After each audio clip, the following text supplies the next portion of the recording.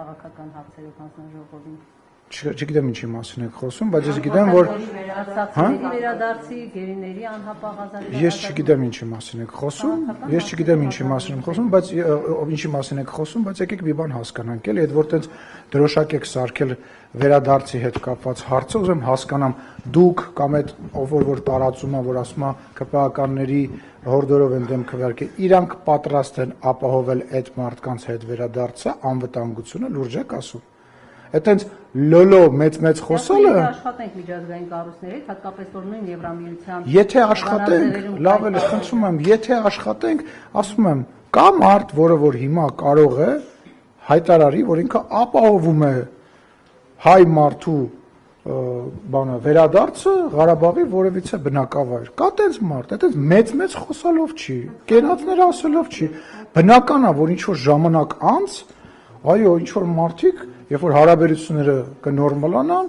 կարող են գնալ միգուցե իրանց տներում ապրեն, եթե այդ հնարավորությունը լինի։ Իհարկե դա, բայց այսօր խոսալ էդի ինչ կենաց, ուզում հասկանամ ում ենք մենք բանանում ձեռք առնում, էլի լուրջ։ Այսինքն հիմա Ղարաբաղի բնակիչներ կան, մարդիկ կան, ուզում են այդքան Հայաստանի իշխանությունը ասում է, չէ, մի գնացեք, մենք դեմ ենք։ Հիմա չէ, ինչ-որ դեպքում ինչպես եղավ, պարոն։ Լսեք, այդ գազայի, ուրեմն տեսեք, այ շատ լավ օրինակ բերեցիք։ Միջազգային հանրությունը հավաքվեց ու Գազայում հիմա ցեղասպանություն է տեղի ունենում։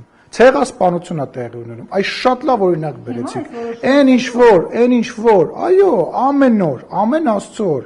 Ուրեմն այն ինչ որ դուք բերեցիք օրինակ, ամենալավագույն օրինակն է։ Ուրեմն մեծ խոսացող մարդիկ, քաղաքական գործիչները,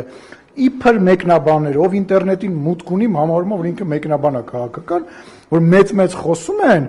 ասենք մենք կարող ենք երկրորդ Գազան դառնայինք։ Երկրորդ Գազան, այդ ինչ պետք է անեին այդ ոնց էր այդ իսպանացու անունը։ Սանչեսը կամ որևիցե մեկը, պետք է մի հատ բանից Մադրիդի կենտրոնից հայտարարություն աներ։ Նաչոս Սանչես Ամորեն։ Պետք է մի հատ հայտարարություն աներ, կդնեին բան կանեին, Գազայի կվերածեին մեր տարածքը, թող ստից իրանց հայտարարությունները անեին։ Շատ դժգոհ եմ, չենք վերադառնում, որտեղ ես չեմ ավարտել իմ խոսքը։ Շատ դժգոհ եմ այդ հաճախակի մեր, որ մտածում ասում ենք, հեսա մենք աշխարհի կենտրոնն ենք, հայի աչերը, մեր ծիրանը, մեր ջերմուկը եւ այլն, ժողովուրդ թարգեք, դուրս եկեք, լսեք, դրանից հետո եղել են ռմբակոծություններ, դրանից հետո մարդիկ են մահացել, դուք դրանից տեղյակ չեք։ Գիտեմ, տեղյակ եմ, այս դեպքում երբ Վաշինգտոնում Թրամփի նախագահությամբ մի հատ զուգահեռներ անցկացրու, Հայաստան-Ադրբեջան խաղաղության գործընթացի մասին է։ Ճիշտ ես ասում, պետք է հրաժարվեինք, ճիշտ ես ասում, պետք է ճիշտ հրաժարվել, լավ էլի խնդրում եմ։ Ուրեմն իրավիճակները տարբեր են։ Տրամպը, Պուտինը, Մերցը, Անգլիայի թագավորը, ով ուզում է լինի, պատմության մեջ բազմաթիվ տենց դեպքեր կան։ Կարող են լինել երաշխավոր եւ կարող է այո վերսկսվել պատերազմներ։ Դրա համար գոյություն ունեն այդ վկայի կարգավիճակը, այդ երաշխավորի կարգավիճակը, այդ խոսակցությունը, բայց երբևիցե որևիցե մեկին, որևիցե ձևով դա չի ապահովագրել, բայց դա չի նշանակում, որ մենք դա պետքա չանենք։ Դա չի նշանակում, որ մենք պետքա դա չանենք։ Այսինքն այդ հարցը տալը բացարձակ տեղին չէ, Կարինե ջան, կներես, բայց տեղին չի այդ հարցը։ Համեմատություն արեցիք, ես էլ նույն ձևով համեմատում։ Հա, բայց քո համեմատությունը չի նշանակում, որ մենք ինչու։ Թող վերջացնեմ։ Այդ համեմատությունը չի նշանակում, որ մենք այդ հնարավորությունը պետքա չօգտագործենք։ Երբ որ դու ամրագոտին մեքենայի մեջ գցում ես, դա ամենևին չի նշանակում, որ եթե վթարի ենթարկվես, դու ոչ կմնաս, բայց դա հնարավորությունը քչացնում է։ Մենք ամրագոտին գցել ենք եւ շարունակել ենք տարբեր ամրագոտիներ գցել Հայաստանի Հանրապետության անվտանգության համար։ Գալ ասել, բայց անվտանգ բան ամրագոտին գցել ես, բայց մեր հարևանը ամրագոտիով մահացավ, լուրջ խոսակցություն է։ Ոչ։ Պարոն Սիմոնյան, դուք փաստորեն շարունակում եք պնդել, որ Հայաստանում ընդդիմադիր խոսքը չի լրացվում, ընդդիմադիր պատգամավորները ասում են 40 քաղաքական։ Հարգելիս, ո՞րն է ընդդիմադիր խոսքը։ Թուրք, դավաճան, հողատուն։ Կասեք ինչի մասին են խոսում մեր ընդդիմադիրները։ Վերջի մի րոպե, եկեղեցին արդեն դարավ ընդդիմություն, շատ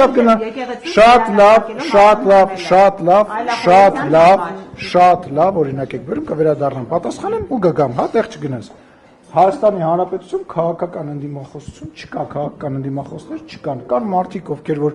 իրավարանքներ են հնչեցնում, որևիցե բան չեն առաջարկում։ Խնդրում եմ ասեք, ինչ առաջարկներ են արել վերջի ժամանակահատվածում, որոնք քաղաքական նշանակություն ունեն, խաղաղության հետ կապված, չգիտեմ, պետության ապագայի հետ կապված, բացի Ռուսաստանի եւ Բելարուսի կազմում հայտնվելու մասին, մեր ընդդիմադիր գործընկերներ, ինչ քաղաքականություն են իրանք առաջարկում Հայաստանի Հանրապետության քաղաքացիներին։ Որն է այդ քաղաքական ընդդիմադիր խոսքը։ Իսկ ինչ վերաբերում է այն մարդկանց, ովքեր որ բանտերում են, ասեմ ավելին, մենք ուշացրել ենք դա։ Մենք ուշացրել ենք, երբ որ երկաթե մանդատ արտահայտություն ասում ենք, ժողովուրդը մեզ մեղադրում էր եւ դուք մեզ նաեւ հարց եք տալի, ասում եք, բա ուր է երկաթե մանդատը, խիչի գործում երկաթե մանդատը։ Այսինքն այն մարդիկ, ովքեր որ հանցագործություն են անում, հետո տեխնացություն են դնում, պետք է այնուամենայնիվ չպատժվեն։ Այսինքն նոր թափ եք հաղորդելու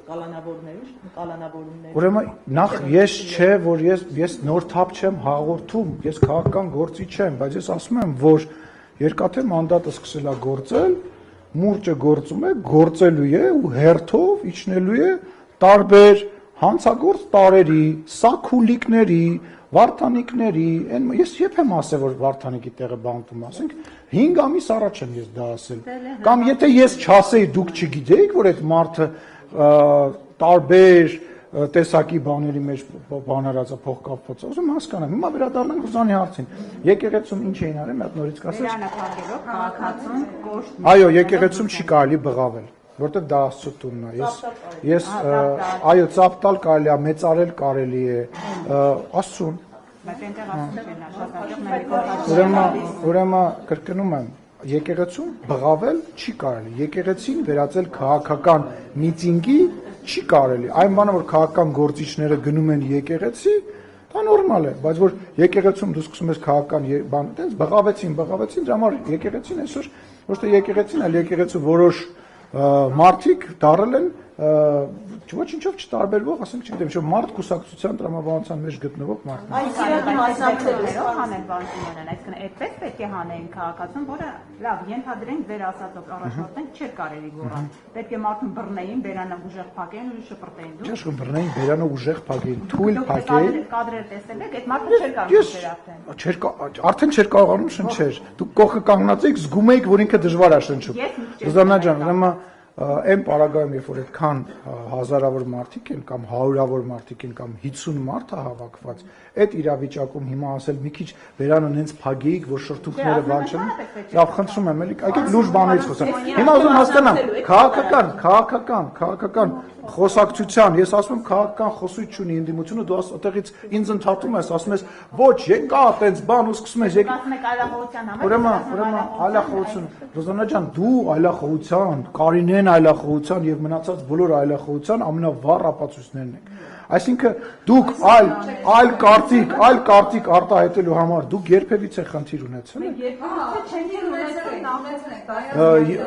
Դա լավ չի խոսում ձեր մասին, դա լավ չի խոսում։ Ես օրինակ ունեցել եմ այդ խնդիրները, որտեղ երբ որ ես հրապարակային գործունեությամբ եմ զբաղվել, իմ նկատմամբ, իմ եղբոր նկատմամբ այն ժամանակ եղել է հետապնդում, եղել են ճնշումներ։ Ես զարմանում եմ, որ Սերժի եւ Ռոբերտ Քոչարյանի ժամանակ ձեր մոտ դա չի եղել, դա նշանակում է, որ համահունչ եզր եք գտել։ Մարդկա եղել է։ Պարոն Սիմոնյան, խաղաղության պայմանագրի ստորագրման համար ինչ պետք է հիմա արվի։ Ցանկություն է պետք եւ կամք է պետք ադրբեջանական կողմից եւ կարծում եմ, որ այդ ցանկությունը եւ կամքը մոտ ենք մենք դրան եւ շատ հնարավոր է նախապայմանը հաղթահարելու համար։ Դե խոսում ենք, քննարկում ենք։ Դե նախապայման չի, որ դուք ասում եք նախապայման, ես կարող եմ ասել, որ դա անհանգստություն է։ Այսինքն դուք այդ ձևակերպումը չեք տալիս, բայց իրականում այն ինչի մասին դուք խոսում եք, դա ադրբեջանական կողմի չեմ ուզում կտրուկ բաներ ասել, ասեմ անհանգստությունն է, հա, որովհետեւ իրանք անհանգստանում են։ Ինչի համար են իրանք դա ուզում։ Իրանք դա ուզում են նրա համար, որպեսզի այսպես ասած թղթերով ամեն ինչ ճիշտ լինի, թղթերով ամեն ինչ բան լինի, ֆիքսված լինի, որտեղ կյանք է, կարա ամեն բան լինի, որպեսզի ապահովագրեն, որ վաղը մյուս օրը նոր պատերազմի առիթ չի լինի, որը իրականում լավ ցանկություն է։ Այլ հարց է, որ մենք մեր կողմը համարում է, որ այտենց հարց մեծ հաշվով բարձրացնելը տեղին չի եւ այդ հարցը լուծված է, լուծված է։ Ինչը չենք անելու։ Այս իրենց անհանգստությունները չեք փարատել։ Լսեք, մենք ակնհայտ է, թե մեզ, թե